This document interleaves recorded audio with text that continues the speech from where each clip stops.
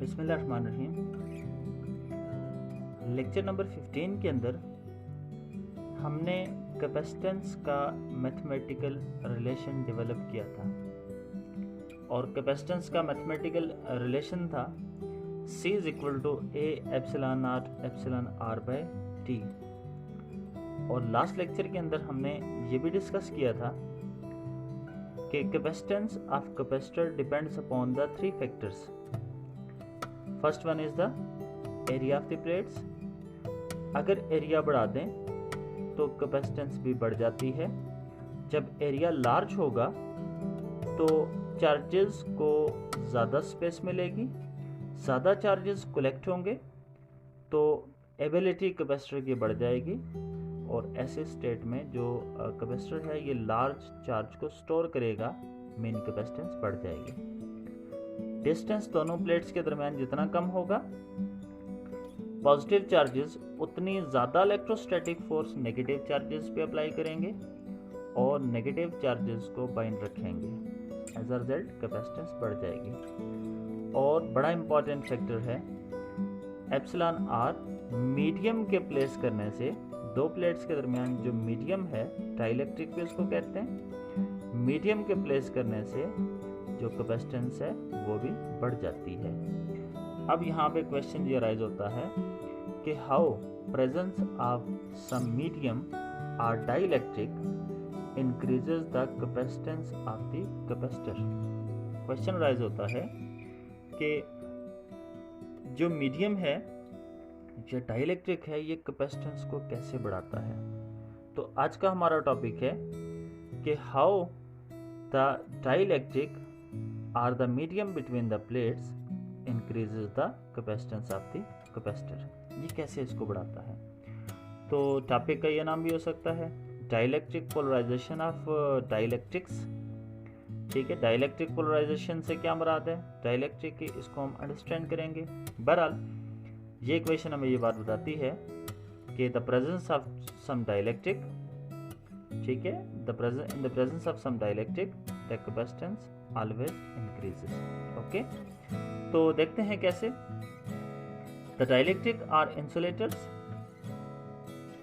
which consist of large number of atoms and molecules which are electrically neutral on the average।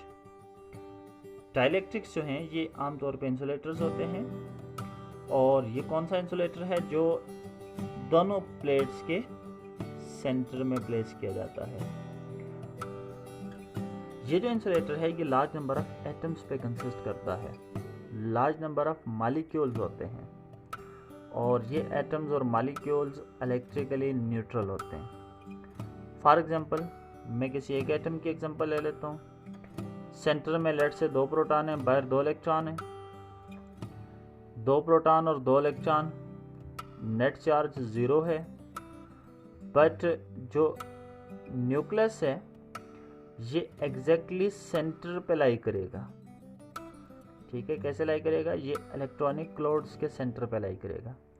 जैसे आपके पास oxygen है O816, 8 proton है, 8 electron है जो बाहर रिवॉल्व कर रहे हैं। 8 प्रोटॉन 8 इलेक्ट्रॉन्स के सेंट्रल पोजीशन पे मौजूद होगा। क्लोरीन है Cl1735, 17 प्रोटॉन 17 इलेक्ट्रॉन्स के क्लाउड के सेंटर पे मौजूद होंगे, यानी positive nucleus exactly coincides at the centre of negative charges.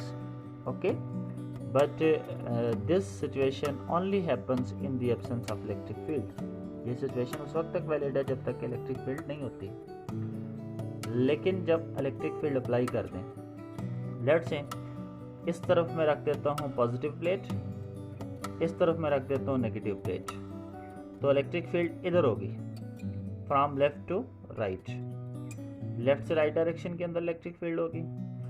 अब इलेक्ट्रिक फील्ड के अंदर जो एक एटम है, ये एक एटम जो है ये क्या करेगा, इसके इलेक्ट्रॉन्स और जो न्यूक्लियस है ये भी स्लाइटली डिस्प्लेस हो जाएंगे। कैसे, देखें, पॉजिटिव न्यूक्लियस पे इलेक्ट्रिक फील्ड की डायरेक्शन में फोर्स एक्ट करती है, ये इस तरफ शिफ्ट हो जाएगा इलेक्ट्रॉन्स पे ऑपोजिट डायरेक्शन में फोर्स लगती है, इलेक्ट्रॉन सारे इस तरफ शिफ्ट हो जाएंगे, यानी 2 प्रोटॉन इधर आ गए, 2 इलेक्ट्रॉन्स इधर आ गए, ठीक है। तो स्लाइटली डिस्प्लेसमेंट हुई है, ये जो स्लाइटली डिस्प्लेसमेंट हुई है, इस स्लाइटली डिस्प्लेसमेंट की वजह से इन दोनों के दरमियान जो माइन्यूट सा डिस्टेंस राइज हुआ, इसको डी कहा। तो इसको समटाइम डाइपोल भी कहा जाता है। What is dipole? 2 equal and opposite charges that are separated by the very small distance called dipole. और ऐसा प्रोसेस जिसमें डाइपोल्स बन जाएं, ठीक है, उस प्रोसेस को कहते हैं पोलराइजेशन कहते हैं। यानी dielectrics are generally insulators in the absence of electric field and they become polarized when external electric field is applied. Dielectrics insulators होते हैं और जब external electric field अप्लाई कर दी जाए तो ये क्या बन जाते हैं, ये पोलराइजेशन हो जाती है और ये डाइपोल्स बन जाते हैं। अब डाइपोल्स बनने से होगा क्या, ठीक है, डाइपोल्स बनने से क्या होगा, इसके लिए अगेन हम आ जाते हैं कि लेट से आपके पास 2 कैपेसिटर्स की पैरेलल प्लेट्स हैं, एक पे पॉजिटिव चार्जेस यूनिफॉर्मली डिस्ट्रीब्यूटेड है, एक पे नेगेटिव चार्जेस यूनिफॉर्मली डिस्ट्रीब्यूटेड है, दरमियान में हमने अब डाइलेक्ट्रिक रख दिया। डाइलेक्ट्रिक में जब इलेक्ट्रिक फील्ड मौजूद है तो ये सारे के सारे क्या बन गए, डाइपोल्स बन गए, एक तरफ नेगेटिव एक तरफ पॉजिटिव, नेगेटिव पॉजिटिव, फिर नेगेटिव पॉजिटिव, फिर नेगेटिव पॉजिटिव। अब देखें, इसी तरह से सारे जो एटम्स हैं ये क्या हो जाएंगे, डाइपोल्स बन जाएंगे। इस प्रोसेस को क्या कहेंगे, पोलराइजेशन कहेंगे। तो पोलराइजेशन हो जाएगी, ये positive negative equal and opposite charge है, कैंसिल आउट कर देंगे, ये पॉजिटिव नेगेटिव कैंसिल आउट कर देंगे, ये पॉजिटिव नेगेटिव कैंसिल, ये पॉजिटिव नेगेटिव कैंसिल। लेकिन ये जो एंड वाले यानी ये नेगेटिव एंड पूरा, ये नेगेटिव एंड, ठीक है, ये नेगेटिव एंड फेस कर रहा है पॉजिटिव प्लेट को, पॉजिटिव चार्जेस को। ये जो पॉजिटिव एंड है ये नेगेटिव चार्जेस को फेस कर रहे हैं, दरमियान में तो कैंसिल आउट हो जाएंगे, लेकिन ये negative end of dipole faces the positive plate of the capacitor and positive end of dipole faces the negative plate of the capacitor. अब इससे होगा क्या, इससे ये होगा कि ये जो नेगेटिव एंड है ये इन पॉजिटिव चार्जेस पे इलेक्ट्रोस्टैटिक फोर्स लगा के खींचेगा, ये positive and in negative electrons को फोर्स लगा के खींचेगा, ठीक है।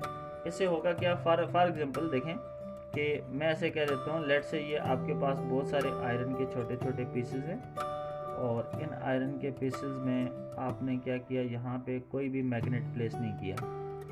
अब आपने क्या किया, अब आपने लेट से कि यहाँ इनके करीब क्या लाया, मैग्नेटिक ले आया, और मैग्नेट लाने से आपने क्या किया, देखें थोड़ी सी डिस्प्लेसमेंट हो जाएगी, ठीक है, थोड़े से क्या हो जाएंगे, कुछ अट्रैक्ट होकर इधर आ जाएंगे।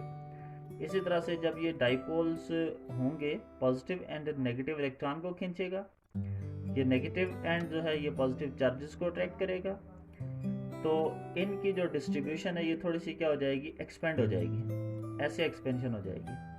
चार्जेस इधर थोड़े से अट्रैक्ट होंगे तो थोड़ी सी ज़्यादा जगह ले लेंगे, एरिया ज़्यादा ऑक्यूपाई करेंगे, इधर कम एरिया ऑक्यूपाई कर रहे हैं, इधर ज़्यादा एरिया ऑक्यूपाई कर रहे हैं। तो देखें ज़रा, सरफेस चार्ज डेंसिटी है चार्ज पर यूनिट एरिया। अब क्या होगा कि in the presence of dielectric area occupied by the charges increases while charge remains constant. Charge तो वही है ना, यहाँ पे भी उतना ही है, यहाँ पे भी उतना ही है, तो एरिया बढ़ जाएगा।